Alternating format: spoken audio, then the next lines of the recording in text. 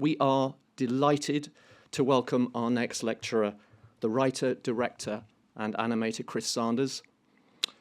Chris's credits, can you believe, include Beauty and the Beast, Aladdin, The Lion King, and as if that wasn't enough, he is the writer and director of 3 global box office phenomena, Lilo and Stitch, How to Train Your Dragon, and The Croods.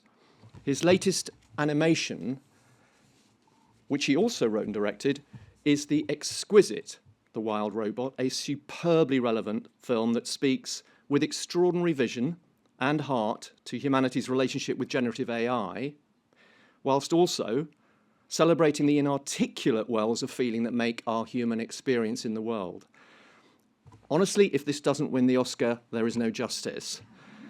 Chris will lecture, followed by a Q&A with the wonderful Ian Hayden-Smith, author of over 10 books on film and a journalist extraordinaire. As always, we will then open it up to the floor for questions. So, ladies and gentlemen, I give you Chris Sanders.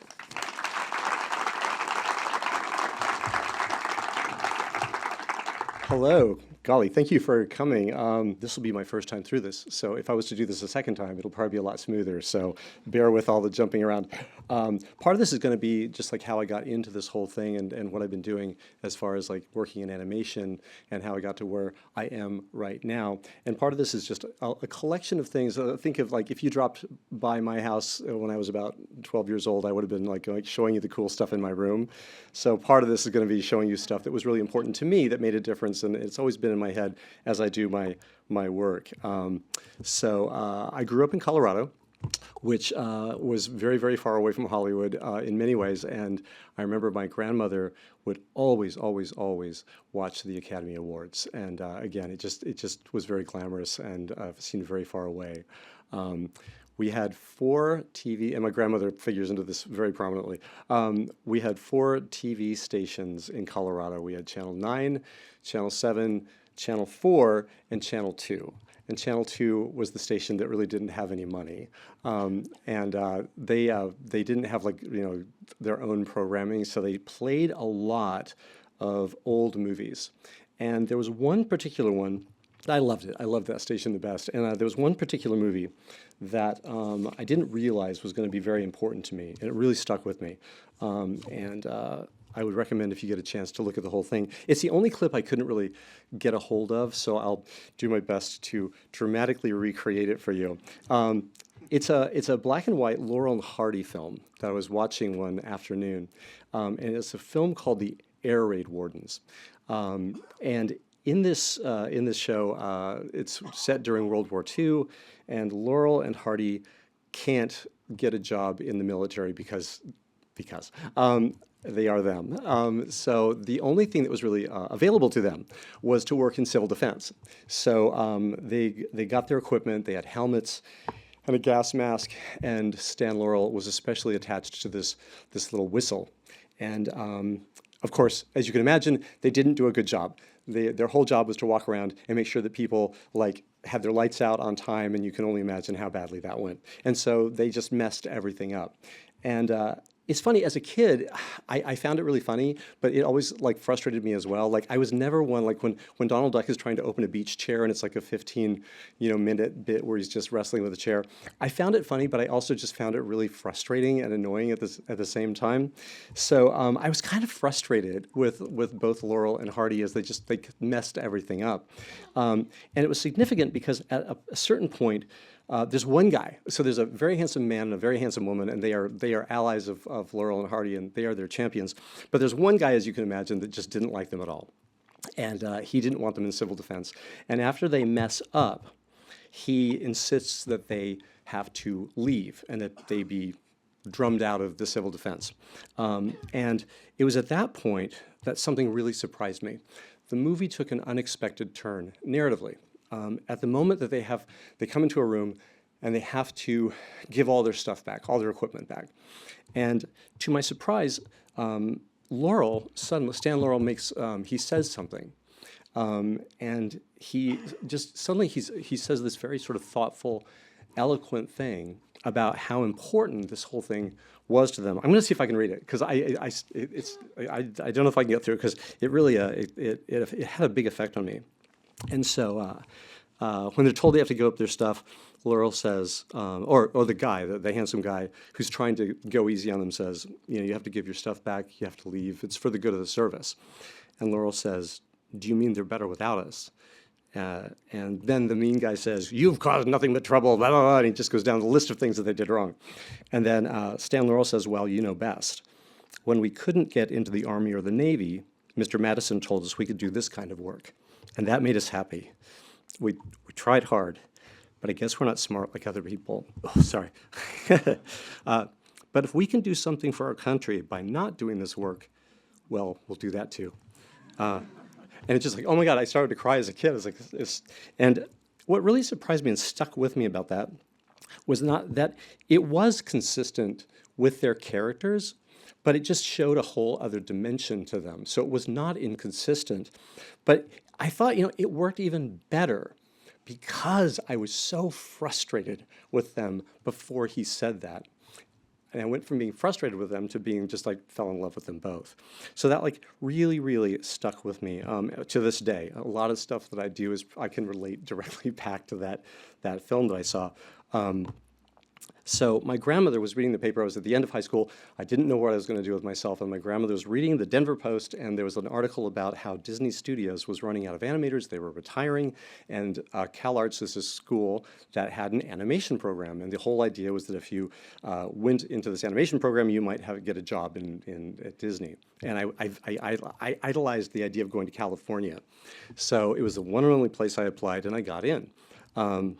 And I trained to be an animator. I wasn't amazing at it, but I knew how to do it and stuff. And by the time I graduated, Disney had no jobs. So I went to work at Marvel Productions on a show called The Muppet Babies, and I did that for 3 years. And it was actually really good training as far as drawing, because I was in the model department, and I won't go into what that is, but it's a lot of drawing. It's like I've got my pencil with me always.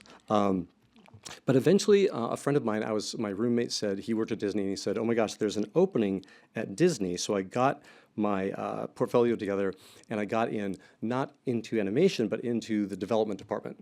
And that was critical because I was adjacent to a department called story. And I came into this whole thing visually. I didn't really start out I had no intention of writing and directing. I came in the other side of this whole thing. I was asked if I could storyboard. Well, I was working on Rescuers Down Under. I was in the development department, and I was the only person in the development department. There were two people that were vying for that. There was one position. I found out later that the other guy was more expensive. That's why they hired me, for real. So I was in the development department, and I was working on this movie called Rescuers Down Under. And there was a sequence. Where these mice were going to send a signal from Australia all the way to New York. And I was doing the development drawings. I was just doing some drawings that would illustrate that. And this is the kind of thing that I was thinking about, because I went to the library to just figure out what time of day is it? If they send the signal at 10 o'clock in the morning from the outback in Australia, what time is it in New York when the mice get the message? And as I was looking at the globe, I couldn't help but notice there's all these places in between Australia and New York. And I thought, wouldn't it be neat if they bounced the message from place to place to place, making more of a meal, just like they did with these things, making more of a meal of that bit. And so I did these drawings of these little mice with a crashed airplane in the jungle, and they'd hot-wired the radio, and there was a whole thing where there's other mice that were behind the scenes at this military base in Hawaii that they would bounce the signal as well. And the producer of Rescuers Down Under came to me and said, hey, would you board the rest of this sequence? And I said, oh, I can't board. I can't. No. Because I had only known it from TV. And TV boarding is really, really different than feature animation boarding. So that's what I was thinking about. And I can't do that. It's too intense. And so he came back to me. And I actually have a story pad with me right now. And he came back to me and he said, tell you what, could you just do all the drawings that come in between the ones that you've already done? And I said, well, I can do that, right? So So I grabbed a story pad, and in something that would become very, very formative, I found a piece of music. It was a John Williams piece of music from that was used in the Olympics, actually. And I played this piece of music, and I boarded to the beat of the music, and I followed the rhythms of the music and the vibe of the music, and I finished it all up. And the producer came in, and I showed him the drawings, and he said, "This is great. Could you like hang these drawings up on a storyboard so we can see them all at once?" And I said, "Oh, I can do that." So I hung them all up, and then so it was like 3 storyboards worth. Each storyboard hold around 70 drawings. So then he said, "Hey, could you take a stick, and could you point at them and show the rest of the story crew and the directors what you've done?" I said, "Oh yeah, I can do that." So I came in, I played the music, and I pitched. And I didn't realize I was pitching my first board, and I had done it. I didn't realize it. And then he said, "Well, could you do this same thing to a different part of the movie?" And I said, "Yeah, I can do that." So I just kept doing that. And so now I'm in story. And that was the most important thing that ever happened to me, because I was with a story crew. And it's like a story crew at Disney was like between 5 and 7 story artists. And I just fell in with the best of the best. I was with Joe Ranft, Brenda Chapman, Ed Gombert, and nobody was better at pitching boards than Roger Allers. And the thing that I think is a bit of a lost art now, which I think is a shame, is that before everything was digital, you actually had to stand up in front of the crew and pitch the board, which means you were doing the voices, you were doing the timing, and you were also required to make these drawings incredibly clear, because they were going to be seen from about 6 or 7 feet away by the whole crew. So you had to just be really simple and clear and all those things. So that's where this whole thing really got its start. After that, I went on to Beauty and the Beast, and that was, again, very formative, because Beauty and the Beast was about 4 years start to finish, which turned out to be really the ideal amount of time. And one of the things I appreciated about being in the story department, nobody in the hierarchy, there was no hierarchy. The best idea would always win out. And you could argue a point, but you couldn't just say, well, I like this better, or I don't like that. You had to have a real reason. And so I learned the craft of being in a room and negotiating a story and watching how a story would develop. And Joe Ranft in particular was really impressive to me, because we would hit like story problems and we'd just bump up right against them, and I would think, what are we gonna do? Like, we'll never fix this. And Joe would just like flow around that thing. He would find another course and get in there and just go around it. And everything was just disposable in a way. I was given the assignment of Belle, even though Belle makes the deal to be in the castle and she trades her dad's freedom for her incarceration, and she decides, she immediately leaves. It's kind of funny. She's like, promise or no promise. She actually says, I'm leaving. So they gave me this bit, which was, oh, it's so exciting, because she's going to try to sneak out of the castle and everything in the castle is alive. And I was like, oh my gosh, this is going to be amazing. So I worked so hard. I worked weeks and weeks and weeks on this thing. And we pitched the boards every Friday. So I hung my sequence up. It took 3 storyboards, and they were all next to each other. So the boards they're big. They're like 7 feet, 8 feet wide, about 75 drawings per board, and they were all there. And the first guy that came in was one of the artists, Bernie Mattinson. And I said, oh, Bernie, can I pitch this to you and just practice and just get before everybody else comes in? And he goes, yeah. So I started at the upper left, and I pitched the whole thing, and I went all the way through it. And Bernie was just looking at it, and I said, do you have any notes? And he goes, he looked, and he goes, I think you could cut, and he pointed at the 3rd drawing, I think you could cut from here to, and he took a long time. He went through the whole thing, and he got down to the last board, and he goes, to here. And I realized none of it was necessary. It was just a cul-de-sac in the story. It was a complete waste of time. And so that's how disposable all these things really could be. And that was okay. That was okay. That was part of the job. Okay, so I want to jump into another clip really quick that is significant to this narrative. This is from E.T. This is the death scene from E.T. There were 2 things going on there that really stuck with me, and one of them we'll talk about in a minute, but the main one for right now is just how unafraid Steven Spielberg was of letting that that moment really reach its ultimate depth. He didn't shy away from it. He let it really resonate fully. That was on my mind. I was working on Beauty and the Beast. And one of the things I boarded was the death and resurrection of the Beast.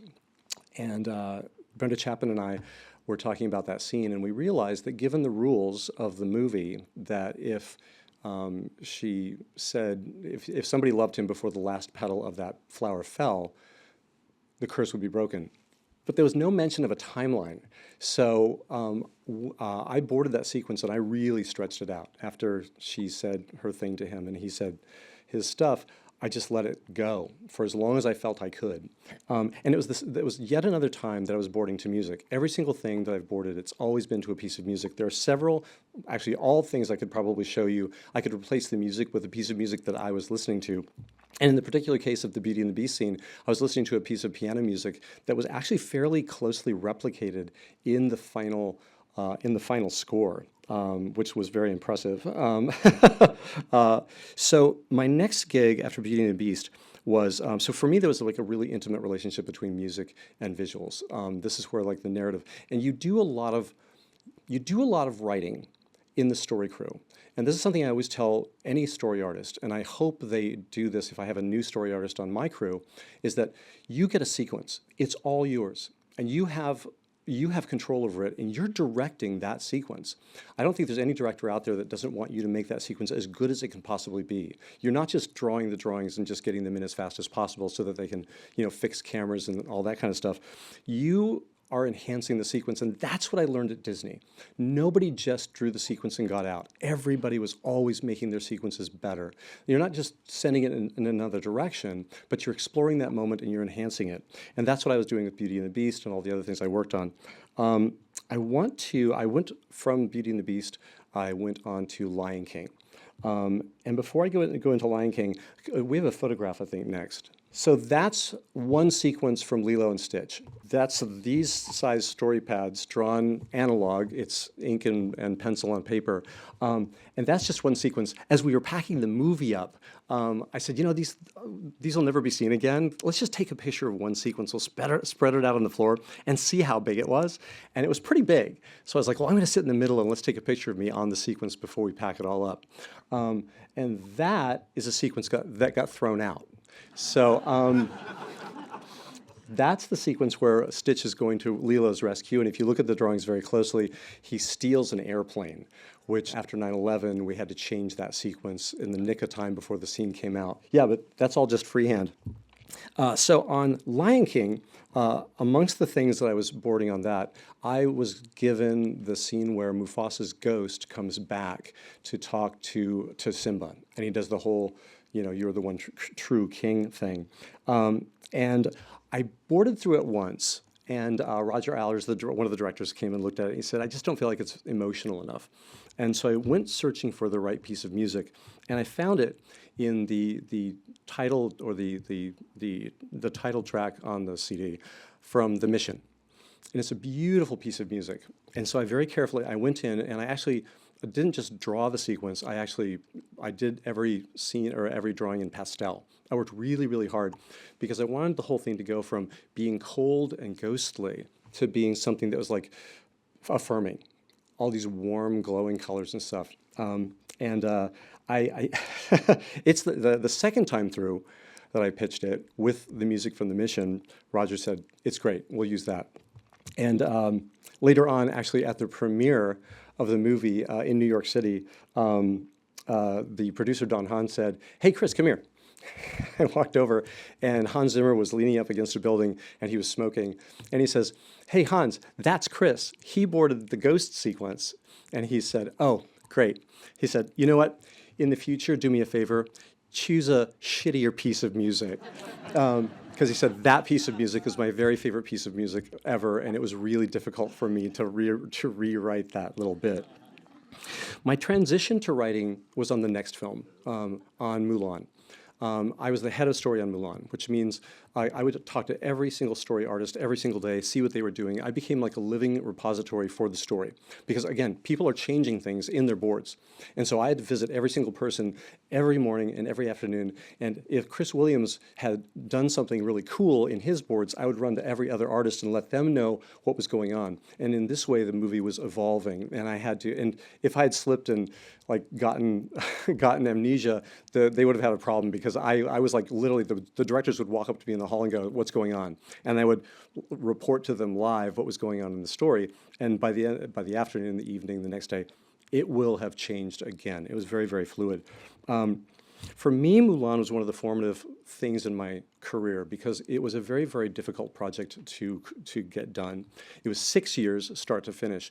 And it was the first time that I really dealt with something structurally amiss.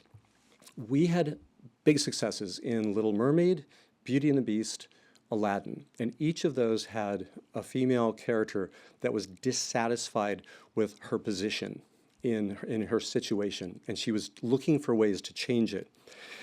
So as you can imagine, with Mulan, who was in a society and a time where she was getting lined up to go into an arranged marriage, the version that we worked with for a really long time, and nobody saw a problem, including me, was that she was looking for a way to avoid that problem of this arranged marriage. And there was all these sequences with her trying to get a look at the guy that her family had, set her up with. And she had to go to the matchmaker, etc. And but the film never worked. It just wouldn't work, and we couldn't figure out what was the problem until I realized, because of course the main story is about a girl who sacrifices everything because she puts such a premium on her father's life. So she's going to risk his honor, her honor, and her life to save him. And I realized that because she's also worried about this arranged marriage, she wasn't leaving for one reason, she was leaving for two. And one of those things was really convenient for her, and we didn't want the war to be a convenience. So I came in one morning and I told the producer, I explained what I had realized, and I said, I'm going to go into the story room today, and any single storyline that isn't simply she leaves to save her father's life, I'm going to kill it here and now, because we're wasting time on this thing. And she said, go do it. So that was a hard day, because we would talk about things and I would say, nope, that's out. And that's out and that's out. And amongst the things that was out was the idea that she was not okay with the arranged marriage. I said, she has to be okay with it. Because if she's not okay with it, this movie's never going to work, and it's always going to be a convenience. And that was a hard thing to swallow, because, again, that was a really different sort of character, especially given all these successes that we had created. But I did also realize that even though she will go into the matchmaker scene and really try her best, it doesn't mean she's good at it. So she messes it all up, and we keep her, a quirky character that we really like. And the story suddenly worked. They started moving forward at that point, and we never looked back. So I worked so hard on that film and so long. It was 6 years, start to finish. To put it into perspective, people whose children were born at the beginning of the process brought them to the premiere as 6-year-olds. So it was a little too long, I think, for a film like that. But I worked hard enough on it and long enough on it, and it was also my introduction to Florida. 1/3 of Lion King was done at the Florida studio, and I was out there quite a bit working with the artists, and I was very impressed with them. Very young, very talented, and anxious to prove themselves. And Mulan was the first feature that was entirely done in Florida. So I relocated for that film. And there were scenes, for example, the scene where her father is sitting and talking to her after the matchmaker, whole thing falls apart. And I simply rewrote that scene. I didn't like the way it sounded, and I didn't think it was accomplishing what it needed to accomplish. So with a legal pad and a pencil, I began writing. I just wrote new dialogue for that. And the dialogue that I wrote was the bit where he says the thing about, like, oh, aren't these blossoms beautiful? But this one's late. Look, this one's late. But I bet that when it blossoms, it'll be the most beautiful of all. So he's, trying to make her feel better but also avoiding of talking about things directly. At the end of the process, they actually gave me a writing credit, and I had not been hired as a writer. And that's how hard I think I worked on it. And all the long nights paid off. So I actually got my very first writing credit on that. I will also take responsibility for the big dance party at the end. That was me. What I also learned on Mulan is, at the end of the movie, you can come in for a landing and you can still crash in the last couple of seconds. You can still ruin everything. And I imagined at the end of the movie, she'll come home to her dad and we'll pan up to that tree full of blossoms. It'll be in full blossom. It'll be in full bloom. And when the music will come up, it'll be beautiful. And it really didn't work. It was just kind of it's like for such a powerful movie, it was kind of going out on a whimper. So I thought about it. And I made a very unpopular suggestion that, when Mushu goes back into the temple to explain himself to all the guardians, let's just have a dance party. Let's just we'll turn some music up and it'll be happy. And I thought to myself, if there's only one person in the audience, the movie will support itself. And again, I turned to music as my salvation in that situation, and it totally worked. I did such a good job on that particular movie, and I stuck with it through thick and thin, that Tom Schumacher, the president of feature animation, asked me, is there anything that I would like to perhaps direct after that? And I thought of this character that I'd come up with a long, long time ago, and it was for a children's book that I never made, and that became Lilo and Stitch. It was a really unusual project because he said, I will make this movie on one condition, that it looked like you drew it. Because to pitch the movie, I actually created a little book. And I drew every single page, and at that point it became a question of can we translate my style onto the screen? But that was my first official writing gig, and I did it with my co-director, Dean DeBlois. So we wrote and directed for the first time together on Lilo and Stitch. I work so hard as a screenwriter, as a director, as somebody who does boards. I work so hard to make sure the audience is always on the edge of their seat and learning things at the same time as the film is moving. But once in a while, it's okay to be ahead. The thrill and the anticipation of that is pure movie stuff. There's a moment from The Natural, I don't know if you've ever seen it, but where Babe Ruth is riding on this train, and he's boasting about all of his abilities and things like this. And on the same train is Robert Redford, who is this prodigy as far as being a pitcher. And at some point they get into it. Their managers get into it, and they challenge. Babe Ruth challenges Robert Redford to see if he can strike him out. And they stop the train at the next stop, and they have the scene where he's pitching 3 pitches to Babe Ruth, and he pitches 2, and Babe misses both of them. And then the third pitch, the key to the whole thing, everything slows down, and this music comes in, this magical, magical music, and you realize, oh, he's going to do it. You absolutely know he's about to strike him out. And again, you get ahead of things, and it's something you don't do often, but once in a while, it's a magical thing that you can do. And there's really and truly, I think there's absolutely nothing better. So I'm writing and directing along with Dean DeBlois on Lilo and Stitch. And amongst the surprises like that I discovered, the magical things, it was kind of by accident. I was actually on an airplane and I was trying to write this one scene. For some reason, I'm incredibly productive on airplanes. If I need to get a movie done, put me on an airplane and fly me someplace and I'll get so much done. It's crazy. I can't sleep on airplanes. I try and I can't. So I was on this airplane and I was thinking at this moment at the end of the film, and I just needed to get a lot done very quickly. And this thing came to me, and I thought, I don't know if this is going to work. And I need to turn this movie around, because the whole idea is that Stitch is a villain who becomes a hero. It was the first time Disney ever did that, and arguably I think it's the only time a main character has been a villain and become a hero. It was all a redemption story. And so the moment where he goes from bad to good, and we'll talk about something else connected to that later, but when he goes from bad to good, he needs to get things moving very, very quickly. And it came to me while I was writing this thing, I was listening to music, and it just made me laugh. I thought, what if he just says 2 words? And in these 2 words, he has somehow transmitted something extremely complex to Jumba, and I just go with it. He says, Gambuka Gabbly, because he just spoke baby nonsense. It's my voice, by the way. I did voice the character. That's a whole other thing.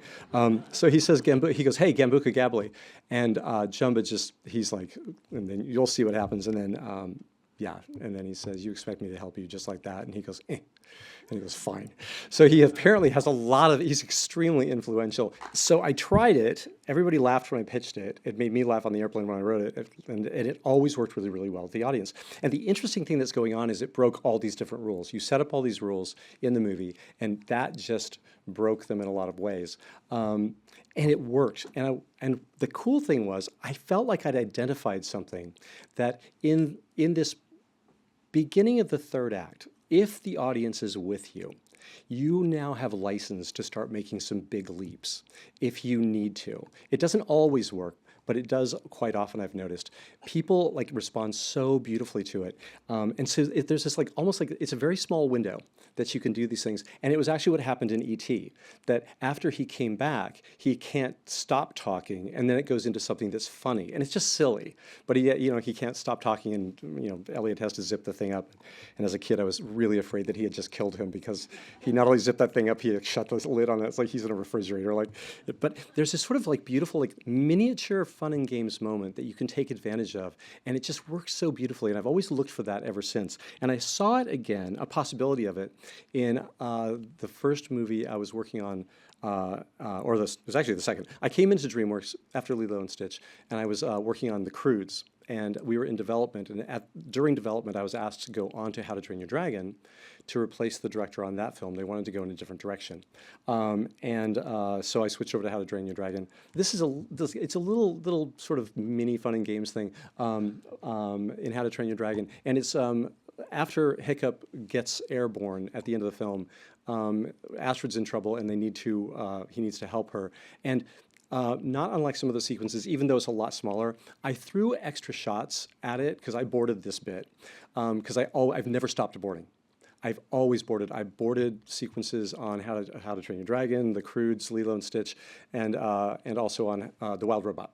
And so when I was boarding this, I added extra drawings just because I knew I was in that zone, and it was okay to start stretching things out a little bit. And I added a couple shots after they catch Astrid. There was no reason to do this shot, but I have a shot just of Toothless just with his head upside down, just staring. And then we cut to Astrid, and we cut back to him. And those extra little shots, they played so well. And the next one I show you, when I knew I was once again in that zone, was on The Croods. And if you don't know the story, this is about a caveman who he keeps his family in a cave day and night because he thinks that's the best way to keep them alive. And the whole idea is that eventually, through the course of the story, they're forced out of the cave. They go on a journey, and during that journey, Grug is like, he begins to understand that that's not living, that risk is a part of life, okay? So we pick up with Grug. He literally, as the biggest change we could find, and this is one of the reasons oftentimes, actually every time, I start at the end. I start at the end, and I back up, and I just do the opposite at the beginning of the film. So a guy who kept his family locked in a cave eventually comes to the point where, to save their lives, he literally throws them into a fog bank at a rift at the edge of the world, because there's a possibility that they'll be safe on the other side. If they stay where they are, they're guaranteed to die. And so he throws each and every one of his family members, because he's so strong. So instead of using that strength to keep them locked in a cave, now he's going to use all that strength to throw them into the unknown as a Hail Mary to see if they could maybe survive. But he can't throw himself across. So he's stuck on the wrong side, and he's probably going to die. There's a character that has been after him through most of the film, and I named this character Chunky just to irritate people, and it did. And this is a giant tiger that I designed. He has a huge head. These animals can't understand language, and they certainly won't cooperate. But I knew that I was back in that zone where I could start making leaps, and it would be actually good for the narrative. So this is Grug hearing a distress call from where he threw his family. So at this moment, he knows they're alive, but he thinks they're in trouble, and he has to figure out a way to get across. And the whole thing is, the idea is that the Ryan Reynolds character is like a modern man. His name is Guy, and he has all sorts of ideas. And Grug is frustrated and embarrassed because he's never had an idea. So at this moment, he has to have an idea. So I start making leaps between him and Chunky. They do things that I'm breaking the rules, but because I knew that it would work at this point. So that's another sequence I boarded. Sometimes I just can't figure anything out unless I actually sit down and draw it. And I spend a lot of time in editorial. In animation, I think people sometimes wonder what goes on in editorial, because instead of shooting like massive shots that you cut into, you have to do things pretty much to length because it's quite expensive. But editorial is where a ton of story happens. Our editor in this case was Mary Blee on The Wild Robot. Our head of story was Heidi Jo Gilbert, and we would just sit in editorial. And sometimes I would spend like an afternoon just myself and Mary, and I would just have a pad of paper on my lap trying to write my way through these things. Up till Lilo and Stitch, I was boarding from pages. A writer's pages would always be in front of me, and I would always get frustrated and think, oh my, this is all wrong. This doesn't work. Because as you board, you're confronted with, you really hit the beach visually, and you're confronted with the reality of actually moving these characters around. And if you think writing is hard, think about that drawing or that photo of me sitting on the drawings. It's way harder to board stuff. Writing can be difficult and unfun sometimes, but boarding it is a lot of work. So I would always be boarding these things. And what was my point? I just forgot. Storyboarding, I'm in boarding. So the boarding process is really critical to me. On Lilo and Stitch, Dean and I went to the recording session for the score. And I'll remember the other part later. It'll come back to me. We were working on the score, and this is the most important last point I think I really want to make. Again, the relationship between what I do and music is like, it's permanent. Because I came into this visually, and I began writing as a consequence of my boarding and getting into that space, I always think of things mostly visually all the time. We were at the recording session for the score, and Alan Silvestri had written this beautiful music, and the theme hit and began to expand, and just at that moment, I could hear, and Dean could hear, the whole orchestra ducked down because here comes a line of dialogue. And it just ruined that piece of music. And then Hans came back up, the theme came back in, it engaged, things are rolling again, and yet another piece of dialogue came through, and we had to duck under it with the orchestra. And I made a promise to myself there and then I would never let that happen again. So on How to Train Your Dragon, which Dean and I were both working on, there were several sequences, and we would build houses for music inside the movie. Places where they were like, it was a no dialogue zone, so that whole situation would never ever occur. And in How to Train Your Dragon, there's a very memorable sequence where Hiccup and Toothless are in that cove, and they have to work things out. We called it the Forbidden Friendship sequence, and it was very much inspired by the scene in the Black Stallion between the boy and that horse.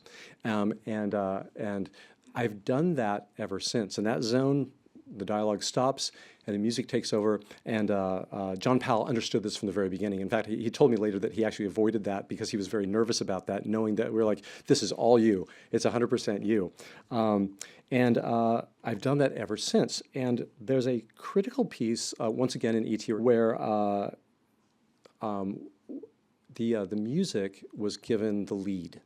So John Williams was told, just write the music and the visuals will be worked out afterwards, because Steven Spielberg did not want to do what I did on Lilo and Stitch all that time ago. So I'll wrap this all up by going to a scene from The Wild Robot. Now, that whole thing, that giant amount of respect and admiration I have for what music can do as a storytelling element. I really have come to believe and understand that it's one of the heaviest lifting things you have as far as storytelling in a movie. Chris Bowers, who wrote the music, who composed the music for The Wild Robot, understood from the very beginning that as far as houses for music being built inside of a movie, Wild Robot had quite a few. We had about 50% of the dialogue that a film like this would normally have. And part of that was, very, very deliberate. I didn't want this story to feel like it was being pushed, like we were on a schedule, because it's very much about a robot who is lost on an island, and she's not under any sort of like pressure. Even Bright Bill getting ready to fly by the time fall comes, it was never really going to be enough of a ticking clock that it was going to have you on the edge of your seat. And I understood that from the beginning. It had to be there, but I just knew it wasn't going to. If I had tried to artificially push it, it just wouldn't have worked. So I didn't even really attempt it. So it's always there as a goal. And if you haven't seen the movie, don't worry. This is not the end of the movie. This is actually the middle of the movie. It had a very unusual structure. The midpoint of the movie had this beautiful climactic moment that then the challenge was to top that by the end of the film. So very much like what was going on here. When I was working with Chris Bowers and I was listening to the music as he was creating it, as he was developing this particular moment, I finally started so fearing that he was having to maneuver around things again, even though it was a wide open zone. I eventually said, you know what, stop looking at the picture. I want you to just write this piece of music, just write the music, make the music, let it grow full scale and mature and become what it needs to be. And I'll come in and I will reboard this and I'll do whatever it takes to just match to it. And it's one of the reasons I think the music came out so great was that it never had any parameters. It didn't have to shrink to a certain scale. It never had to avoid anything.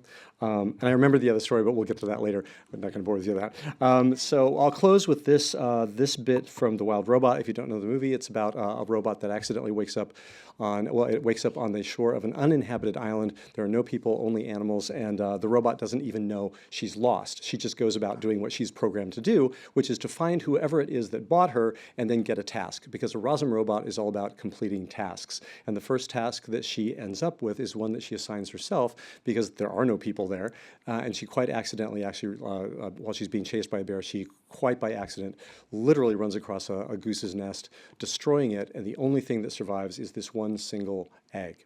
It happens to be the egg of a gosling that was really never supposed to be to survive. As Brightbill grows up, he's identified very quickly by Fink the fox as being a runt, and he was chosen by nature to not make it. So Roz's task is extra difficult.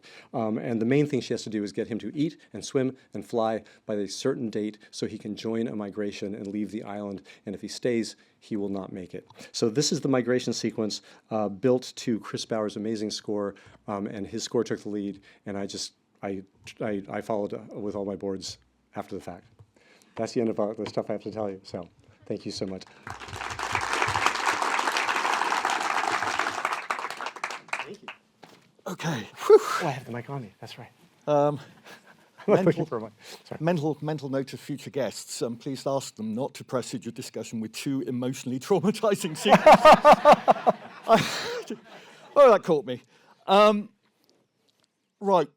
I want to come back to a comment that you've made a couple of times over the course of the last hour, and thinking back to previous films. And this is not just talking about animated films, but if Bambi taught us anything about screenwriting, it's be daring.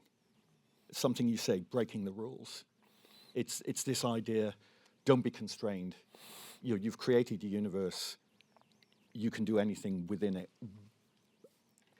Do you take on a story and say there are parameters, but these we need to cross?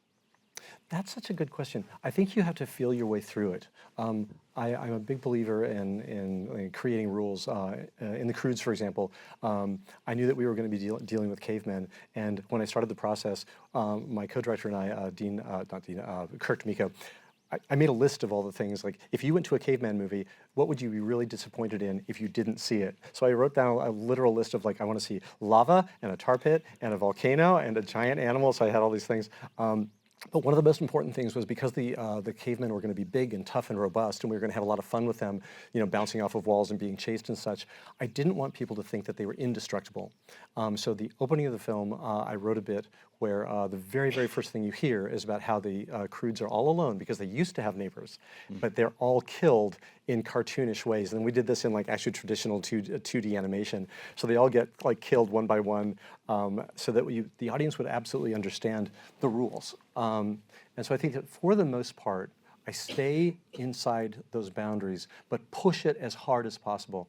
The sequence we just saw, like, I would just, like, I get a lot of my ideas, so I just sit on my bike. And I was on my bike, and I had a piece of music that was temporary before Chris wrote this, and I played that music over and over and over, probably, hundreds of times. And I ran the scene again and again and again, and I kept pushing it, like, a little further, and I thought, it shouldn't end yet, it shouldn't end yet, it shouldn't end yet.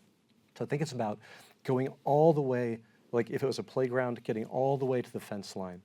And once in a while, you'll feel a weakness in the fence that you can push it a little bit extra. But that all comes, I think, through the boarding process. One of the nice things about animation is we spend such a long time in the storyboard phase, all the way through. We'll be boarding up until the last scene goes into production. So there's such a great latitude to make adjustments and to make mistakes. And so I think you find those weaknesses in the fence as you sit and spend time with the film. You mentioned a little earlier the phrase cul-de-sac, and just thinking about the sequences we've seen, but your body of work as a whole, and looking at, say, your average action film, and sometimes it amazes me that the big set-piece sequence ends up being a cul-de-sac in the film. It's there to show off what can be done. And it strikes me, watching your films, that action is emotion. in your films, action does not exist for the sheer spectacle. It's everything is constantly being driven forward. Yeah, I think that I love fairy tales, and I've worked on a few, and I do enjoy them very much. But I'm always on guard for the narrative to end before the movie does. Meaning, if you have a hero and a villain, and they're on a collision course, and that would be an action sequence. You kind of know how that's going to work out. So there's not necessarily a lot of mystery as to what's about to happen, and that's going to happen, and then the movie at that point, I think, begins to cool down. And I work very, very hard to make sure that the narrative runs to the very, very last moment. It does that in Lilo and Stitch because, even though he saves the day, there's still the question of what will become of him. Is he going to have to go back or not? In Mulan, even though she saves the day, she still has to confront the emperor, and she has to come home and face her father. And then Mushu, the little dragon, has to confront the other ancestors who are unhappy with him. So he has a lot to answer for. So the narrative keeps going, and I think that I'm always on guard for action that's just going to be filling time.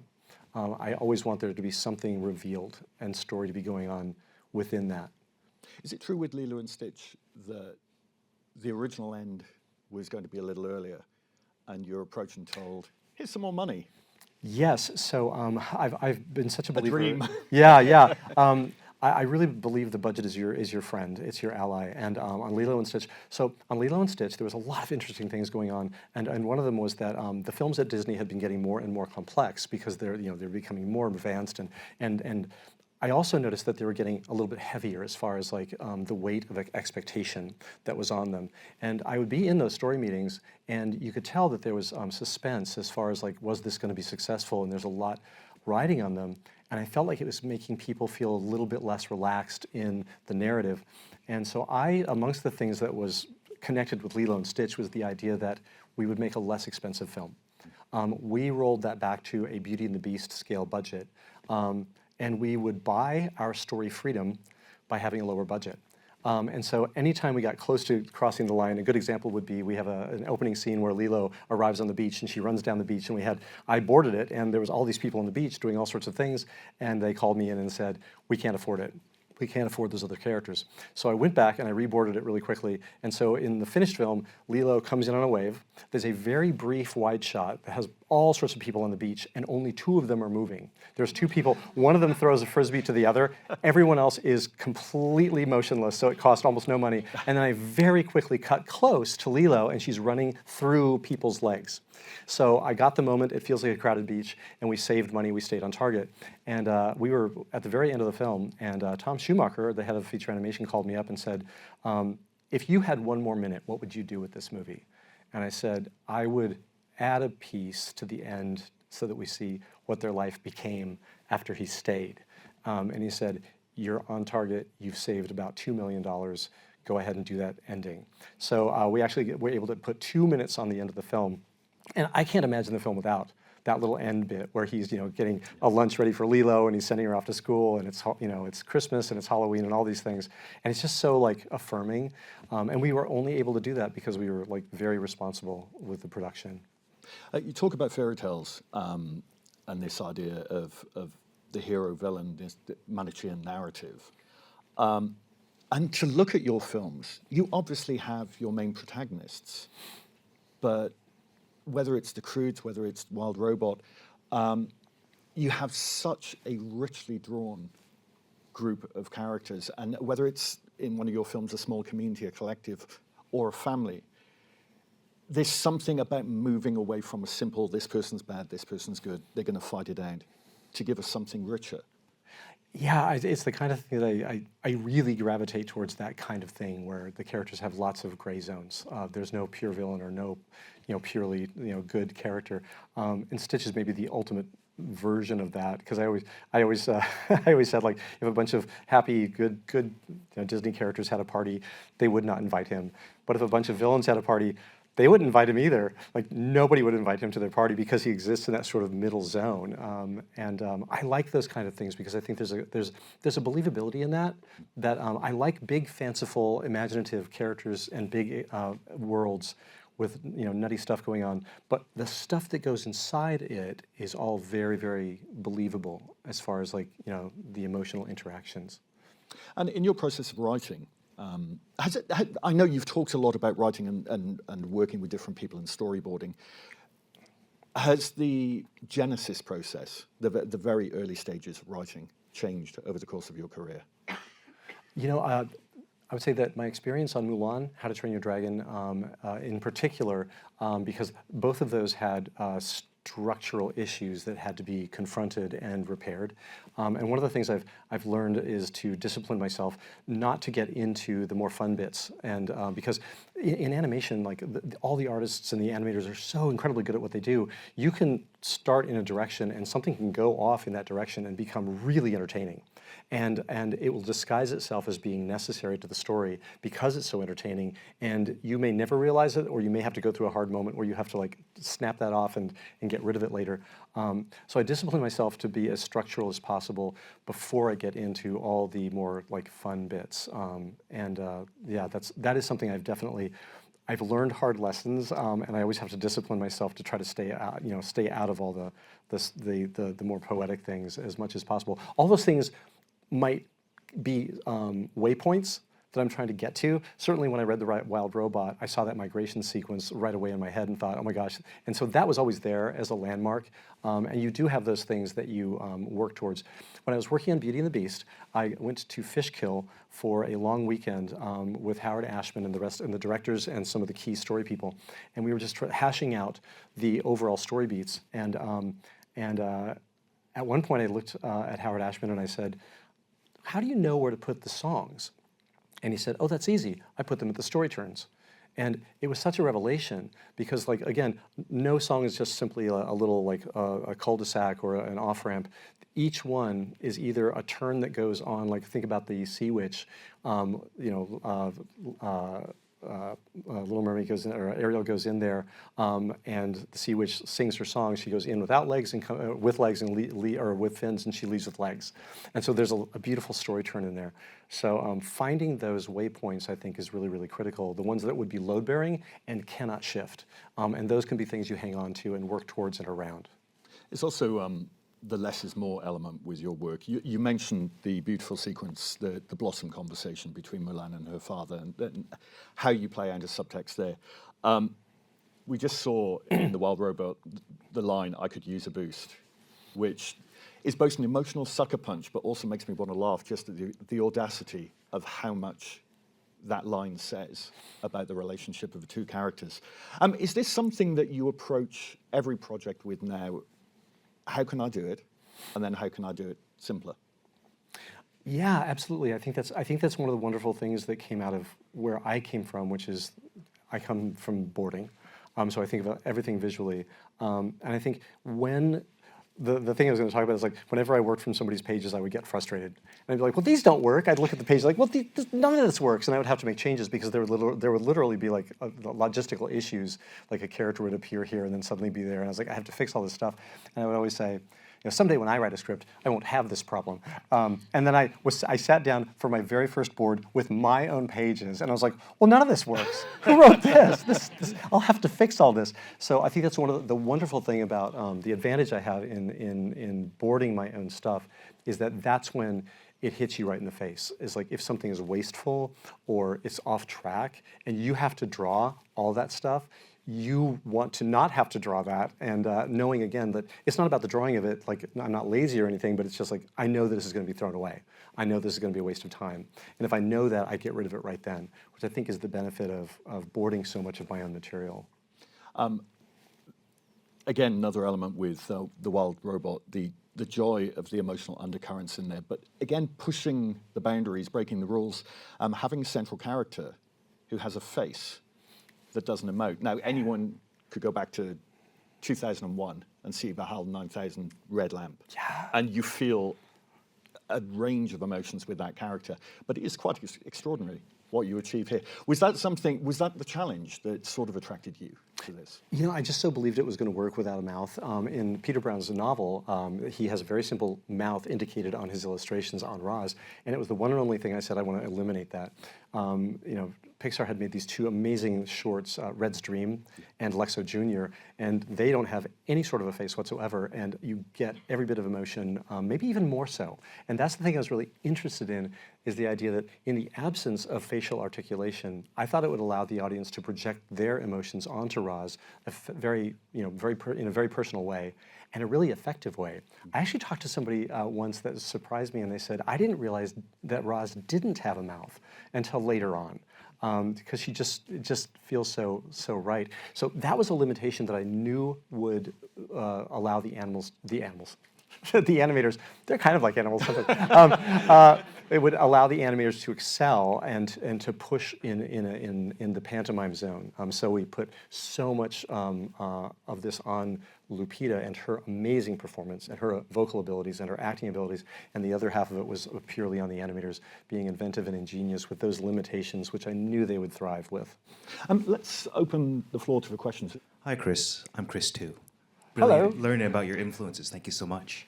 What I wanted to ask was, from your transition between 2D animation and 3D animation, what restrictions or freedoms did you find between the mediums, and how did that affect your boarding process and your directing process? When CG came along, it was such an amazing thing. We got I think that one of the best things we got was the ability to move our camera dimensionally. To do a little push and have these things move dimensionally is way different than having just a simple zoom. So in the traditional animation days, it was a zoom and it was a pan, and if you moved something dimensionally, we had one shot where we pushed the camera dimensionally, and we started working on that early in the process. It took almost a year to get that one shot done. So, and another thing was that when I was boarding my sequences, Nani had a little coffee cup on her shirt, and they came back and they said, we can't clean that up. They actually did calculations on a film like Aladdin. I actually sat in the ink and paint department just to understand what their job was, and I sat right next to an artist who they were standing next to her with a stopwatch, and she would paint a jasmine, and they would time it. And she would paint Jasmine for a few days until she was very facile at it, and then they would time her.